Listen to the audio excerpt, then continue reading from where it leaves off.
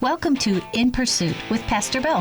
Hey, I'm just a simple guy in pursuit of knowledge, wisdom, understanding, wild game, fish that swim under the ice, tender smoked meat, tasty grilled meat, and Denise. In this hour, we are going to be talking about all of that and a whole lot more.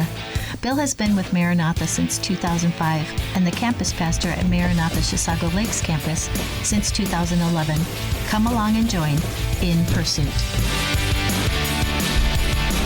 Yes, indeed. Come along, come along, come along, come along. We are in pursuit today, and we are in pursuit of truth today. But we'll get into that in a little while. Welcome, everybody. It's great to have you here. It's good to be here. I want to start by just making everybody aware of who is here and who's on the mic. Yo, yo, yo, you on the mic with Mike. No, we can't do that here. All right, so who are you? I'm Denise.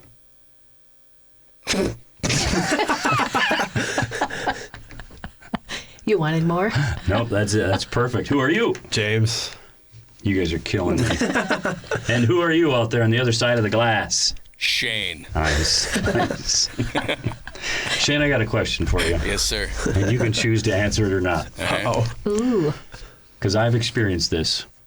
Have you ever gone to visit somebody where you've had to talk on the phone through the glass? Oh, yeah. Oh, yeah. Yeah. It's like looking at you like, what? Yeah. Nothing wrong with that. It's just they're just experiencing a temporary speed bump in the road. That's right. You know, got to be there to encourage them, let them know what's going on out there in the real world. That's right. Yeah. Maybe bring some cigarettes with you. Yeah. Someone was visiting you when you were in jail? Yeah, that's what I heard too, James. That's exactly what I heard. No, we can't. We don't want to put ideas in people's heads now, do we? No, we don't want to do that. No. It's good to be here. Alice today is back at the office, and she is working hard probably on more Easter week things and then coming events as well. To all of you that may be listening to In Pursuit right here on WAJC, Your Life Radio, 91.7 if you're in the Forest Lake area, 88.1 if you are in the East and Southeast Metro. If you're out there and you're listening, as always, we really love to have you check in with us. So shoot us a text. If you have any one of the four of us, any one of our numbers, text us so we can say hello. Also, as always, I check my email periodically on my phone. So if you're listening online and you want to send an email, we would just like to say hello to you, and we appreciate it very much. I also want to make sure that you are all aware that you can find all of the stuff that happens here in this radio booth on a variety of podcasting platforms. So this show, In Pursuit, as well as Pastor Mike's show, Something to Think About, which is live every Friday morning from 8 to 9. There are also other podcasts. I actually just discovered, and I know for sure that you can find this particular podcast on realchurch.org under their media tab, but they do a youth podcast. Huh. And I if I'm not mistaken, because I started listening to it, it's either the second or the third episode that they are doing, and just it was good stuff to listen to these couple of kids, and I think it's POV youth, from the point of view of youth, but yeah, just cool stuff. They love the Lord. They're talking about their faith. They're talking about their Jesus moments, cool. Talking about worship tunes, because I think they're both involved in worship here at the Forest Lake campus. So yeah, pretty cool stuff. Neat. Yeah, it was really, really cool to just listen to kids. I love it when kids are doing things like that, especially in this world, So, yeah, good stuff. I want to make sure that you are all aware of a couple of things coming up at Maranatha. Obviously, it is the Easter season, and if you are not aware of this, Easter is, in my opinion, the biggest deal. When we celebrate a resurrected Savior, I mean, it's the biggest thing we celebrate, I think, in Christianity, because the biggest. If he doesn't get up and walk out of that tomb, he's just another guy. He's just another guy that got crucified, because a lot of people were crucified. So for me personally, I look at it like this is the biggest deal. A resurrected Savior. Our God is alive, and it's just the hope that gives us, the confidence that gives us. It's just such a great thing. And so I just want to make you all aware of a few things. I know right here at the Forest Lake campus, again, you can go on their website, realchurch.org. They have a huge event coming up this Saturday, and it's an Easter egg hunt. It's a community event right here at the Forest Lake campus. But they have thousands and thousands and thousands of little Easter eggs that they fill, and then they spread out. They do a great job with the different age ranges. It's an outstanding opportunity. So that's at 2 o'clock on this Saturday. You can come and be a part of all of that fun. Then obviously there is a Good Friday service and Easter services here at the Forest Lake campus. At the Chisago Lakes campus, we started a few years ago. We do a week of worship. And so Monday through Thursday, every night at 6:30, it's just an opportunity to worship the Lord. We have a brief message, and the goal is just, man, for this entire week, we want to turn all of our focus on the Lord. And so that's happening there. And then we have a couple of Good Friday services, 4:30 and 6:30, just because it's a much smaller church, and so we want to make room for anybody that would want to come from our area. And then all 4 of our regular services will be Easter services. So it's going to be a super fun, super busy, exciting, just focusing on the Lord week. Yeah, and you can see all of that on our website too, MaranathaChisago.church. Yes, absolutely. If you need any more in-depth information. Right, yeah. So check out all the things happening at Maranatha, both campuses. Invite people, encourage people to come to church, because again, it's a great opportunity. Before we keep going, a couple of quick little shout-outs. Cindy Noble, who is also back at our Chisago Lakes campus, our children's pastor, she is listening, getting all things ready, because the whole week, like every service we have coming up over the next week at the Chisago campus, we have kids programming available. The nursery, kids' church. So Cindy is one busy little bugger right now. Working hard. A lot going on.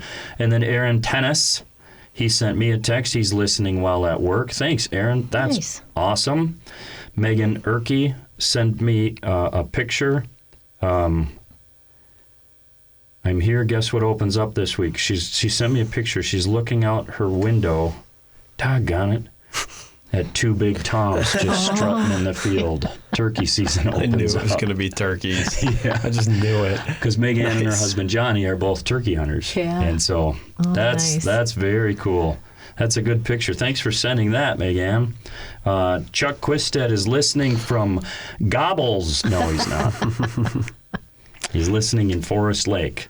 Chuck and Chris are listening in Forest Lake. So that's great. Thank you guys all for tuning in. Thanks. It's always nice. So we have had a bit of an exciting week again when it comes to our sap and syrup making experience. James, what are you laughing at? I'm waiting to hear the rest of the story. Yeah. I can tell you this. We shouldn't be trusted in any way to handle this. So if you listened last week, we had the sap start on fire experience. And basically ended up with a 14-inch diameter by 4-inch high roasted marshmallow, like black. With no squishy white stuff in the center. Just cooked.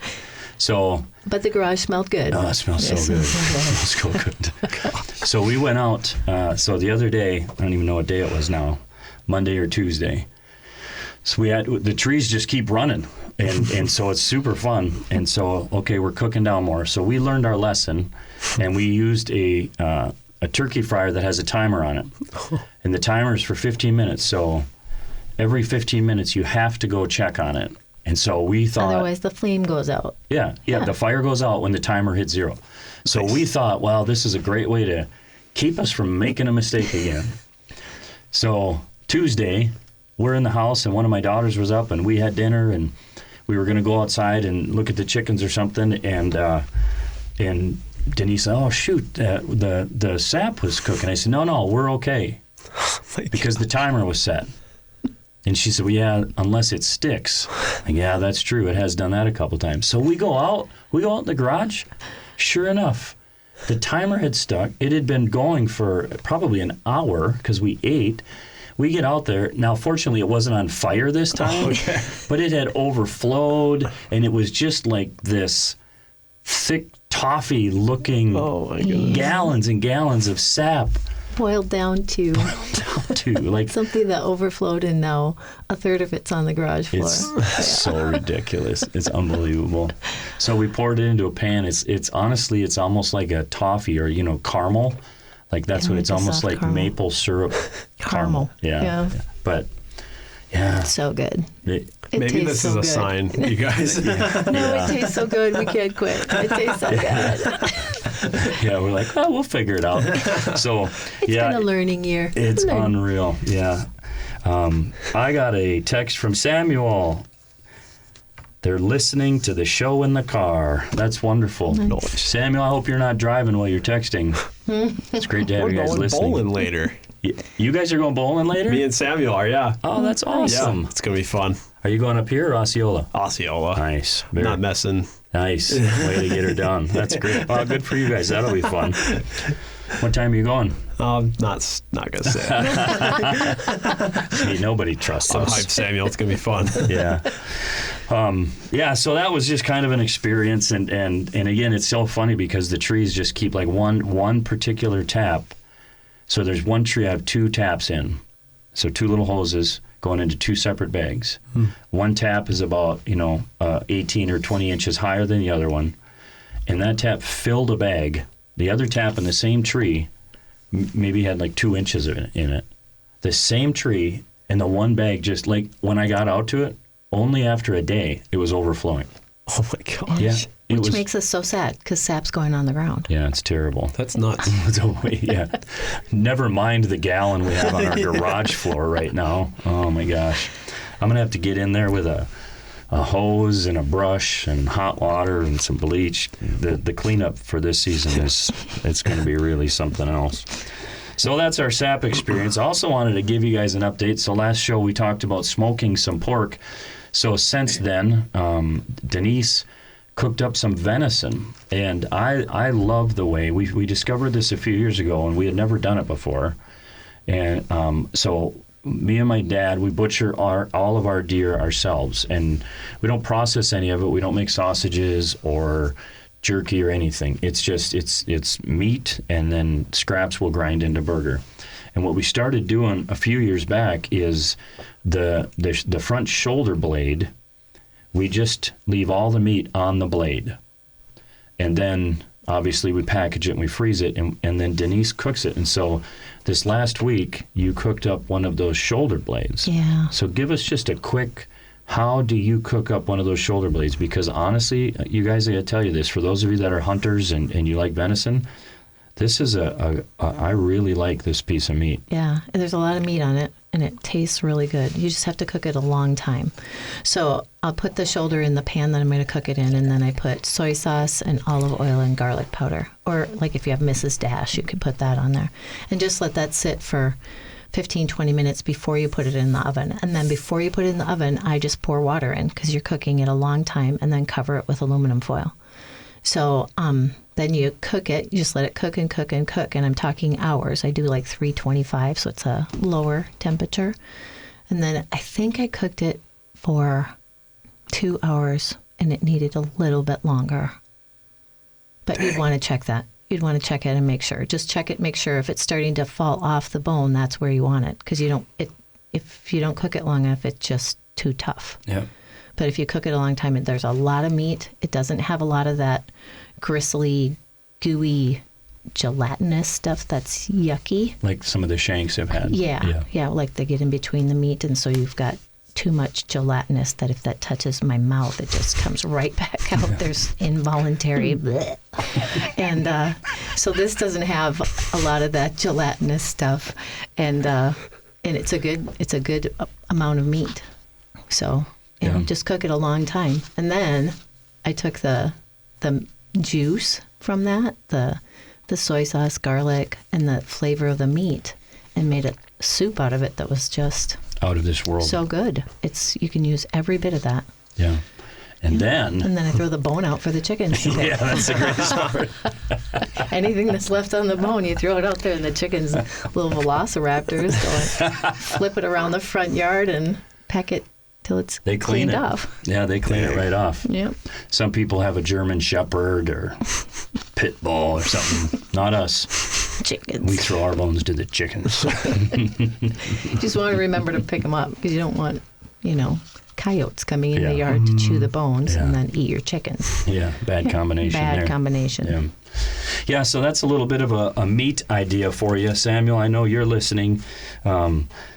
Samuel loves venison. He does. Yeah, it's funny. So he's been out at the house a couple times helping haul logs and stuff like that, and I gave him a few packages of venison, and seriously, he's a 16-year-old guy, and he just gets giddy like, oh, this is so good, like so excited about it. So Samuel, I hope you enjoy that stuff. That's good stuff. Let's see. And then speaking of chickens, we talked last week. We have 2 little baby chicks that we got to add to our little group of chickens. Flock. Our flock, our gaggle, our raptor, our herd. I don't know what it is, but we added 2 to that group, whatever it is. And so we have them in boxes in our dining room still.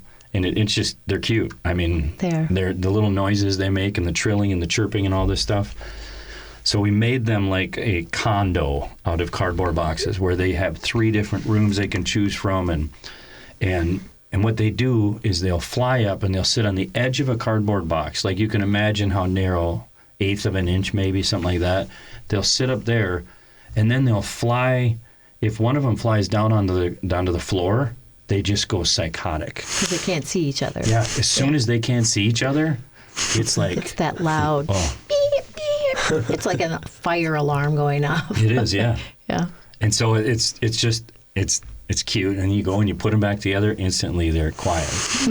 But they'll fly out of the condo, and then they'll end up getting themselves into a much smaller box, which is the very first box we had them in that's just still sitting in the dining room, in the kitchen area, and they'll jump in there. And they'll just sit in that box instead of being in the condo where they got food and water and the heat and the whole deal. And it's just, I don't get it. Yeah, they're cute.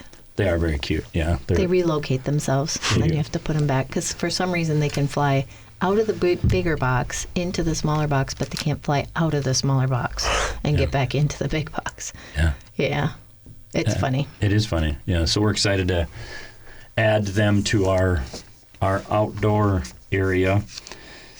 Let's see. Can I ask you guys a question? Yes. I want you to think about it for a second. I don't know what kind of... I think you all listen to worship music on the radio and stuff quite a bit. But whether it's in church or on the radio, do you have right now like your favorite song that just comes to your mind? Your favorite worship song, or for you, the favorite that you sing, Denise, or... the favorite that we play at church or that you hear on the radio? Like, do you guys have a favorite song off the top of your head right now? I do. Come Jesus Come. I found it a couple months back. And the guy who sings it, I'm trying to look it up. He just has this cool voice. And CeCe Winan sings it too, but I like to listen to the Come Jesus Come version that he does because Stephen, let me think here. It's Stephen McWhirter. Well, whoever it is, I know they sing it wrong. What? What does that even mean? Because they don't sing it like you do. Oh, okay. I always think that now. Ever since somebody said that like a few years ago about goodness of God. Yeah. Now I just think that all the time. They all do it wrong. Well, if I hear the song and I get it to the congregation first, they think I sing it right. And that the people on the radio are singing it wrong. Because we always customize it to fit our church. We don't just try and duplicate. Yeah, you can't do a concert version. Yeah, we have no desire to do that. Yeah, no desire to duplicate what's on the radio. Yeah. So it is our version. And so if I get our congregation to hear it first, they think that the radio sings it wrong. And it is Stephen McWhirter. Come Jesus Come makes me cry. So like when I first heard that, I was bawling every time I would play it, and I'd be singing along, bawling and just praying because it's just such a... That's a good tune. Yeah. Very good, yeah. How about you two? Anything come to mind for you guys? top of the head is still Take It All Back, Torrin Wells. I've been loving that forever. Oh, yeah. But it depends on what mood I'm in, because that one will make me just want to punch the devil in the face and just amp me up. I'm ready to go, right? Let's do some deliverance. Yeah. And then the other one is Holy Forever, more of just the sit back and just absorb and just, that is such a beautiful, passionate song. And then there's the soaking in worship. So there's a different one where it's just instrumental, because then all I'm doing is praying. Yeah. So it's just kind of what headspace am I in at Cool. that time. Very cool. Yeah, that's good stuff. Yamis? I've had like 3 that I keep listening to, but I think my favorite right now. Well, okay, so I really like Bless God, Cody Carnes, and that one's relatively new, but it's like my absolute. I heard it at a conference that I was working. Yeah. And I was just like, oh my gosh! And the sound guy leaned over to me because I was doing Pro Presenter, and he leaned over to me. He's like, what is this? And I was like, and so I had to pull it up, and I was like, oh my gosh, I love this song. That's cool. Yeah, and then Be Thou My Vision was one that popped up after I read a devotional that had the song Oh to Be Like Thee. Like those 2 were kind of like mentioned in it, and I listened to them. I really liked them. So Those are like old. I know. Be thou mine. Yeah, I don't know that one. yeah, Is that right? yeah. That's it. That's cool. it. I Yeah. remember singing that in church when I was a kid. Oh man, I I've love been loving those. redone hymns. They I know, bring it yeah. into the contemporary. Yeah. Yeah. So they've redone it. Yeah, the Oh, Norton cool. Hall Band. They're, I think it's a Baptist seminary, but they're like a group of students who just redo hymns Oh, all cool. the time. That's cool. Yeah, it's really cool. Oh, that's awesome. Well, that's cool. Thanks for sharing that stuff. That's very cool. Before we get into our bottom of the hour break and into our second segment and our word of the week, I want to just give you a little idea what we're going to be talking about today. The title is going to be In Pursuit of the Truth. But here's what I mean by that, is being in pursuit of having a mindset where we can hear the truth. Being able to hear the truth, being able to hear hard things from people. Not an easy thing to do. No, not Not. an easy thing to do. So while we listen to our word of the week, I'm just going to ask you to ruminate on that idea a bit. Right. Word of the Week. This is the part of the show where Denise and Bill learn new words in pursuit of knowledge and understanding of the English language, and so they can sound smarter. Well, I have a new word for you this week. Super exciting. It is cacophony. Cacophony.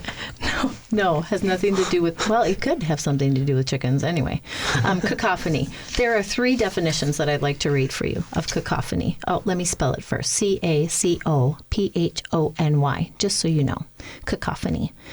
The first definition is a harsh or unpleasant discordance of sound and dissonance. The second is chaotic mixture, a striking combination, as in a cacophony of color or a cacophony of smells. And the third is, in music, frequent use of harsh, discordant notes or chords that seem to be patternless and without connection to each other. So there's 3 definitions of cacophony. Pretty cool. Cacophony comes from joining of a Greek word, phony, which means sound or voice, with the Greek prefix kak from kakos, meaning bad. So it essentially means bad sound. Just like symphony means in harmony or in agreement with Yeah. sound. Using different parts of that word. And we know if we don't use our word, we use our word. I mean, we lose. Did I say that wrong? If we don't use our word, we lose our word. So I would like to use cacophony in my own sentence. Are you ready? I had to write this down. This is a long sentence. Maybe get a glass of water or a cup of tea or something. With the pileated woodpecker laughing, bees buzzing, chickens clucking, and songbirds singing, Bill enjoyed sitting on the front porch with me, listening to a cacophony of sounds coming from our front yard. I love it. Isn't that a beautiful sentence? Yeah, that was very cool. Yeah, sweet. And that's our word of the week. You're listening to In Pursuit with me, Pastor Bill, a production of WAJC, Your Life Radio on 88.1 and 91.7 FM. WAJC is owned and operated by Maranatha Assembly of God in Forest Lake, Minnesota. If you would like to visit Maranatha Chisago Lakes campus, we have 4 weekend services to choose from. Visit maranathachisago.org to learn more and to check out some past messages.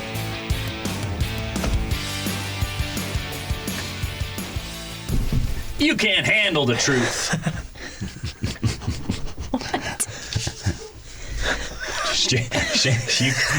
Fortunately, he had his mic off because he's on the other side of the glass. I could hear him in here with headphones on and him over there just yelling. That's good. So here's what I want to talk about is this. The importance of being able to hear the truth from somebody or from people. And I don't really know, like I can't say statistically or anything like that. So I don't know if this is a true statement or not. You guys can correct me. But in my observation, it seems like the world we're living in today is extremely thin-skinned and very easily offended. And and I'm not just talking like culturally. Obviously, when you look at our society in this country, we are so easily offended. It's like every time somebody has an opinion about something, we take personal offense to it. But just that, when we're that thin-skinned and that easily offended, like we'll never hear the truth. Like to in order to grow or in order to mature or anything like that. I would agree with that. Yeah. Yeah. Pretty thin-skinned. And it came up, probably the reason why it's on my mind for today is because it came up last weekend as part of the message in our church, just talking about how I believe Paul was willing to say what needed to be said in order for people to hear the truth and be drawn to Jesus. And so that's where I think a lot of this comes from. And as we talk about it, I have 3 clear, maybe kind of funny points, just stuff for us to consider as we think about our ability to handle the truth. And now, our natural inclination, what I found is, it's like even when you're sharing a message in church, you physically can see people elbowing their spouse next to them, like, talking about you, And so what I want to really challenge you, if you're listening now live or later, maybe in podcast form, to really stop and think about, like make this a personal thing and examine yourself to say, okay, am I able to hear the truth from people? And even this, like, do I have people in my life that do share the truth? And so just as we go through these 3 things over the next 20 minutes or so, just kind of be thinking about who's in your life and even our ability to hear the truth. And so the first thing that I think we need to talk about under this topic is this here. And I title these points as though I'm writing a sermon sometimes, which is kind of ridiculous, I know. But here's point number 1 is this: more than marshmallows. More than marshmallows. More than marshmallows. Okay. Do you know what I'm talking about? No, give it to me. No idea. No idea. Just keep talking, bro. All right, write this down. Proverbs 27:17. Proverbs 27:17. And here's what that proverb says: as iron sharpens iron, so one man sharpens another. Now there's a key point there. Iron sharpens iron. And so if you think about your life now, and I like doing these types of things. It's goofy a little bit, but I like these types of conversations so much. I like them. But if you think about your life, and this is what I'm doing. I'm thinking about my life. Okay, who is in your life that really is your iron? Because I think our tendency is to do this. It's like it's so much easier, or maybe the proper term in today's world is, it feels so much better to surround ourselves with marshmallows. Because when we surround ourselves with marshmallows, what I mean by that is it's people that are just going to agree with everything we say, It's people that we can bulldoze. It's people that we can push through. Like even if they challenge us a little bit, we can just cut our way right through them. Do you see the picture I'm getting at a little bit more now? Yes. I don't know what your deal is out there, Shane. Lay it It on. just felt like a good time to do the opposite. Everyone was nodding, so I wanted to make sure there's no marshmallow over here, right? That's awesome. I love it. Oh my God. Yeah. So again, just to think about like that, those people that are in your lives, because I'm telling you, that made me very uncomfortable. I wasn't following you at all. He just out there looking at me his dead head. serious, shaking his head. No, that ain't me. Oh my gosh. I'm gonna get you a T-shirt that says "I ain't no marshmallow." But again, I think it's a silly picture, but it gets the point across. It's easier to surround ourselves with marshmallows. Just people that are never going to tell us the truth. People that are never going to challenge our mindset. People that, honestly, they're never going to sharpen us. Right. And that's I think the sad part about a mindset where we don't ever listen to the truth from people. We're never being sharpened by anything. Yeah.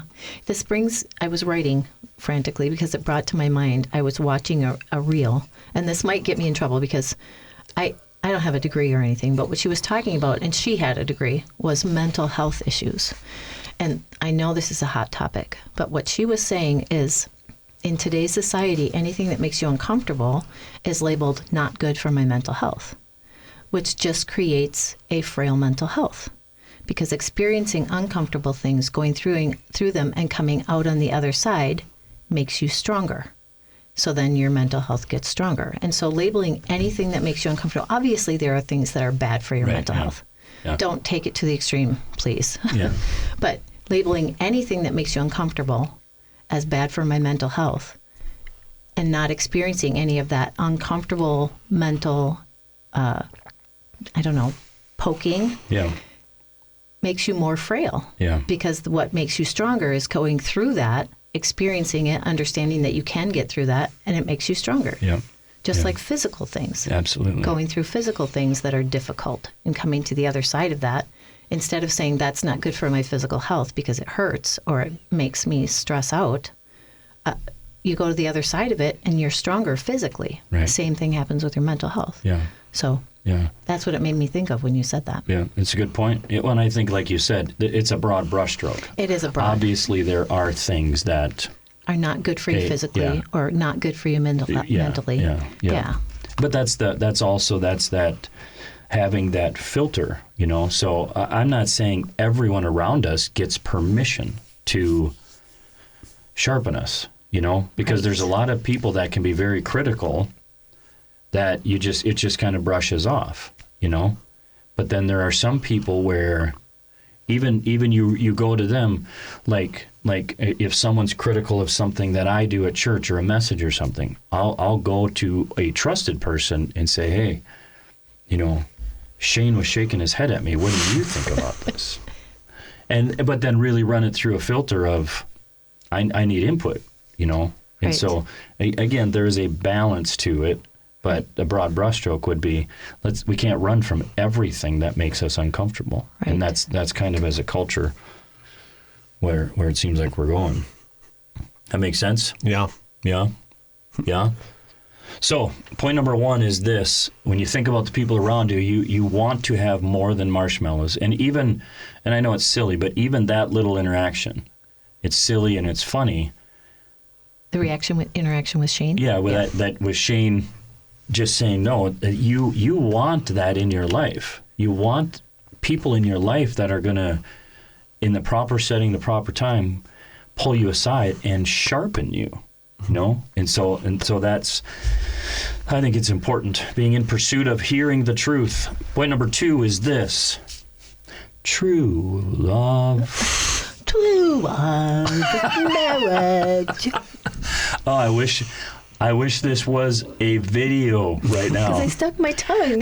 Yeah, True love. Which is exactly what he does. at exactly Princess what he Bride. does. And That just made it better. I even have Princess Bride written in my notes because that's the thought that when I wrote that, it's like that. So that's great. That's hot. There you go. Yeah. So write down another proverb. I think it's very important. Proverbs 27, verse 6. Actually, verse 5 and 6. Verse 5 says, better is open rebuke than hidden love. Verse 6 says, wounds from a friend can be trusted, but an enemy multiplies kisses. Now, here's where I think this is important, is our definition of love is, I think this is a broad brushstroke. A lot of broad brushes in this room today. But our definition of love, I think, is so messed up right now. I agree with that. It's because, and just in this one area, if I could just say this, we define love as being somebody that always agrees with me and always makes me feel good and it's always warm and fuzzy. That's our picture of love, you know? Yeah. But that's not love. I mean, true love is somebody that's going to say, you got spinach in your teeth. Yep. Right? Yeah. I mean, true love is like, I don't think you want to go out of the house looking like that. Which I hear often, by the way. Oh, you don't. No. But I think that it's an accurate statement. If somebody really loves you, I think that they're going to be willing to say the hard things to you and help bring you back into this place that you want to be, right? Absolutely. Like that to me is love. And we've gone the route of the warm and the fuzzy, the coddling. Yeah. Because it's like we're walking on eggshells with every statement that we make, because what if it offends somebody? And in my opinion, I just think it's like, if you say something and it's biblical, you say something with the right heart and it offends somebody, then there's probably a pretty good chance that needed to be heard by that person. Yeah. Do you know what I mean? Like, yeah, not saying mean things just because you can speak. I'm speaking truth, so you got to hear it, and that's not love. Yeah, you got to have a right motive. Right. Yeah. Exactly. Yeah, and that's why you're the people around you.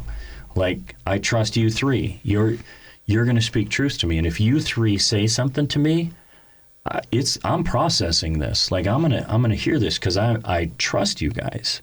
Do you know what I mean? Yes. I know the heart behind it, the relationship that's there that creates it. And so again, it's not an everybody do it thing, but like, hey, I think a good example personally is Jesus with the woman caught in adultery. Yeah. I think that what Jesus does in that setting is he doesn't condemn her, he doesn't condone her either. Right. He loves her and says, now go and leave your life of sin. And oftentimes I think we have this feeling like, even if we disagree with somebody, it's like love means I agree, love means I condone, love means I'm okay with, and it's just not a true statement. You know, I think that you can love and you can speak truth and you can say hard things in a relationship like that, and that can still be called love. Absolutely. Because you want the best for that person. So if saying, you got to leave your life of sin because I want better for you. Right. That's not always easy to hear. It's like, this isn't how you should be living. Yeah. You got to leave your life of sin because I love you and I want better for you. Yeah. Yeah. Exactly. And that's the motivation to share that truth. Mm-hmm. You know, like the motivation isn't just to be a jerk. Right. Or to get excited because I offended you. The motivation is I love you. And consider this, right. and I think again, it's not always fun. Makes it really hard to say it, like say that type of thing and to know how to say it. Yeah, you know what I mean. Like I haven't figured that out yet. So it's just like how to say it is a huge thing too. It's like if you notice something, it's like how do I approach this, knowing the person's like background and all that stuff too. Right. Yeah. Well, and this is something like even from you to me, the relationship over these years of working together, there's been times that I brought things to you and you've brought things to me. And it may not even feel like this is a hard thing to say because there is a love relationship there. Right. You in Scotland, the closer you grow together, if you build your foundation correctly, there'll be that much more comfortability and familiarity with sharing these hard things because it's a love relationship, you know? And so some of it does come with success and failure, and I wish I would have said that differently. Gosh, I should have handled that differently. But that's how you grow, take responsibility, apologize, and then move forward, you know? I can remember back, even when I first started here, and I got an opportunity to speak on a Sunday morning here, and I just wanted to be a good communicator, you know, and so I remember I would share a message on a Sunday morning, and then I would go over it, you know, with Pastor Mike, and he would critique it and coach me in it and all of that. Now, what I wanted to hear from him was that was the best. I mean, doggone. I mean, that's, you know, what you want to hear, right? But what you need to hear if you really want to improve is, hey, that was good. Here's a few thoughts. Now, there are some people that take that here's a few thoughts and just, I'm worthless, I'm no good, I quit. But knowing that, like he always would say, you got to understand, I am your biggest fan. Nobody wants you to be more successful than I do.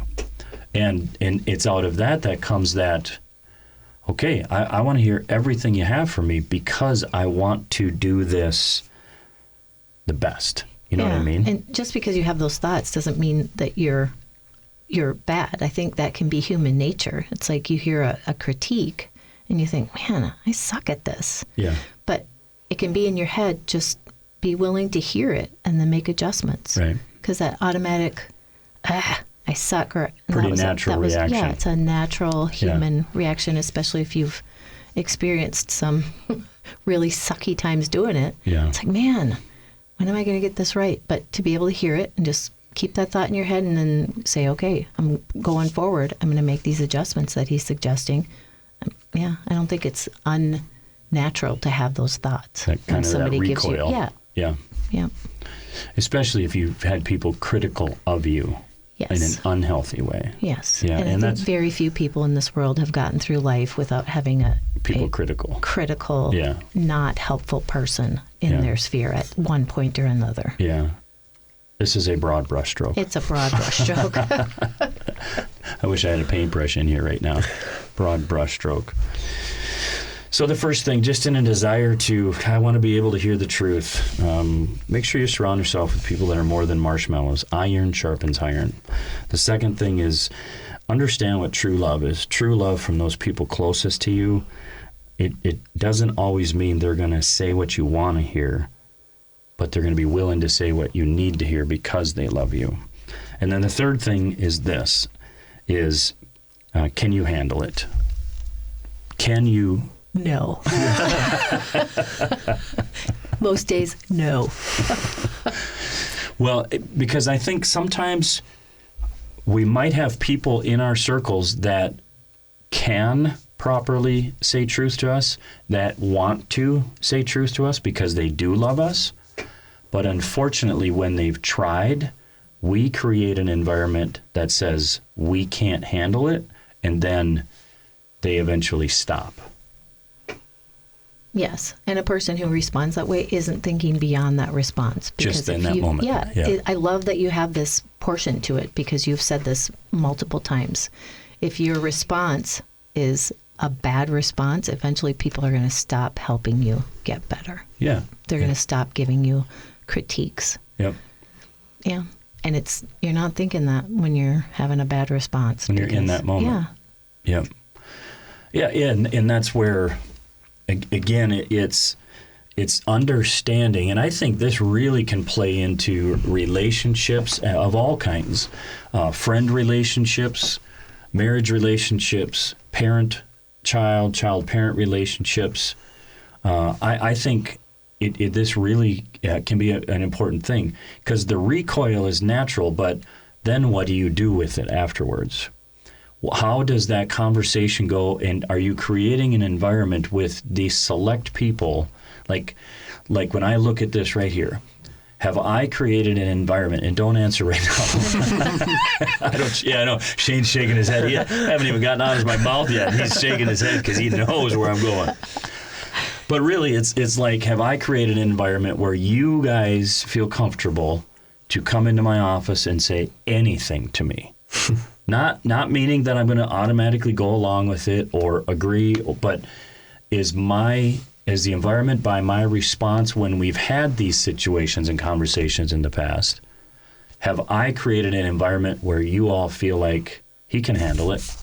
He may not like it, but he knows I love him, and I can say anything to him, and we'll work through it, you know? And that's because, to me, that's the environment you want to create, you know?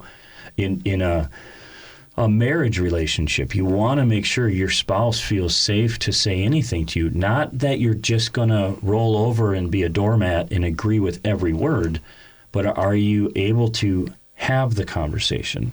I think we were really intentional with this when we first got together. I think we were. Yeah, because we came from dysfunction. And so I think we were pretty intentional, and do you know what we were? It took a couple trial runs. Well, yeah, there's always successes and failures. Yeah. We were fit.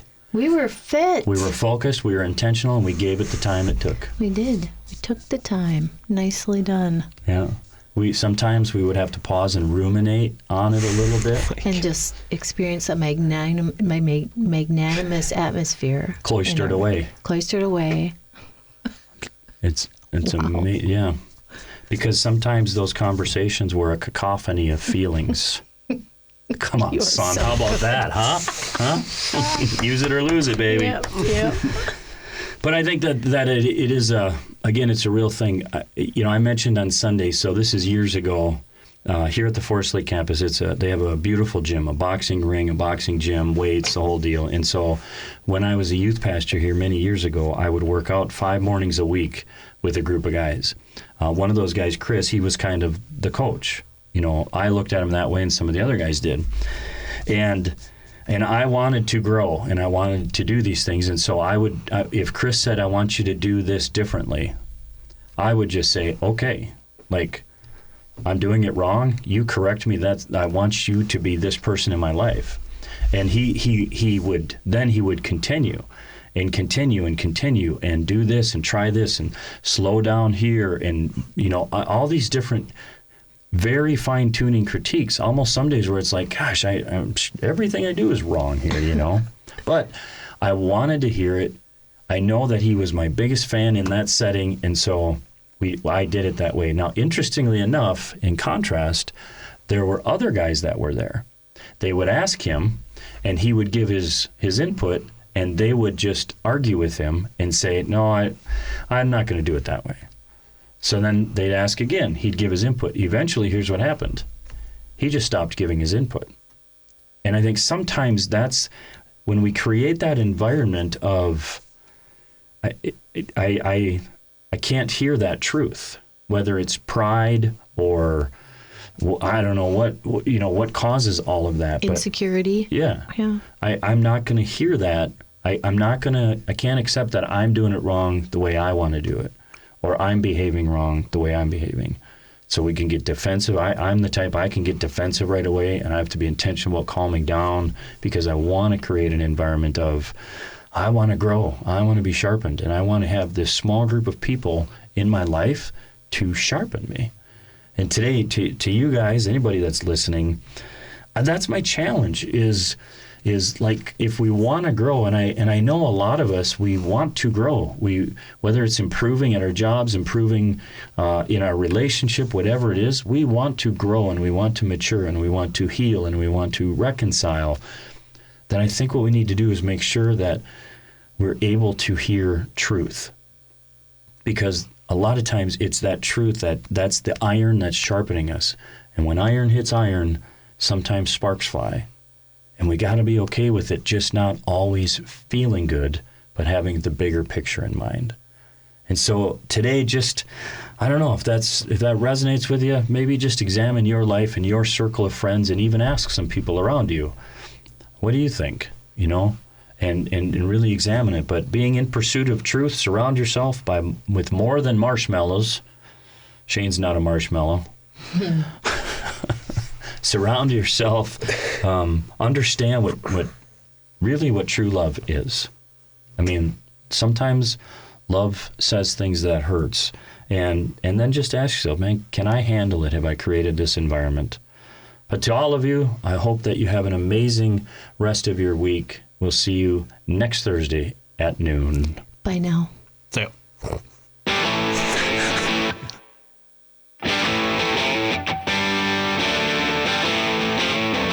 Thanks for joining In Pursuit with Pastor Bill and me, Denise.